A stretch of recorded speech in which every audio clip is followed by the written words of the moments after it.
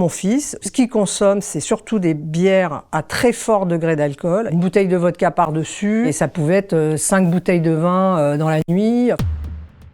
Il s'appelle Arthur. Lorsqu'il a à peu près 12-13 ans et qu'il a une phobie scolaire, c'est quelqu'un de très sensible. Il subit du harcèlement. Suite à sa phobie scolaire, il commence à plus pouvoir vraiment socialiser et à s'enfermer. Le cannabis devient une première solution, très vite remplacée par l'alcool, qui est très accessible. Il n'arrive pas à aller à l'école, il reste toute la journée à la maison et le soir, il boit dans la cave. Et c'est là où il y a quand même une début de prise de conscience, et donc c'est suite à des hospitalisations alors qu'il est complètement bourré que finalement, avec le degré d'alcool qu'il a dans le sang et tout, les psychiatres disent « Ah oui, il n'y a pas que le problème de la dépression, il y a le problème de l'alcool ». Et que c'est une maladie, et ça c'est pareil, je pense qu'on ne le dit pas assez, c'est que certains vont être moins protégés et vont tomber dans la dépendance, et une fois qu'on est là-dedans, c'est un enfer. Et donc il y a toute une période de conflit avec mon fils, où je suis là à contrôler, j'entends les pchit, parce que ce qu'il consomme, c'est surtout des bières à très fort degré d'alcool. Une bouteille de vodka par-dessus, et ça pouvait être 5 bouteilles de vin dans la nuit. Enfin, c'est énorme, on se rend pas compte. L'alcoolisme devient le centre et va impacter toutes les relations. Parce que vivre aux côtés de quelqu'un qui est alcoolique, au bout d'un moment, c'est juste un enfer.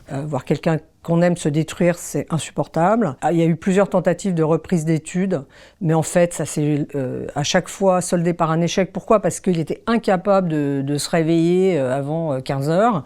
Physiquement, il était devenu complètement bouffi, il a pris je sais pas combien de kilos. On dit que pour une personne qui boit, 5 personnes trinquent. Quand vous prenez aujourd'hui un paquet de cigarettes, il y a marqué « fumer tue ». Bon, quand vous achetez une canette de bière, il n'y a pas marqué « boire crame votre cerveau ». Alors que le cerveau des jeunes, il est en construction jusqu'à 25 ans. Les recherches montrent qu'il y a des dommages quand même durables. Et ça, je pense que c'est un enjeu de santé publique que d'informer. Une fois de plus, c'est informer sans dramatiser, parce qu'on ne va pas interdire l'alcool, enfin, c'est pas du tout l'objet, mais que les jeunes soient conscients des dangers. Vous avez des centaines de marques, de je ne sais combien d'influenceurs, qui font leur business là-dessus, en promouvant des produits en plus spécialement destinés pour les jeunes. Arthur va bien, il ne consomme pas, il a repris des études, il est toujours suivi par un psychiatre, bien sûr, mais il a retrouvé en fait un avenir. Déjà, moi, je vais beaucoup mieux parce qu'il est toujours en vie, parce que je l'ai vu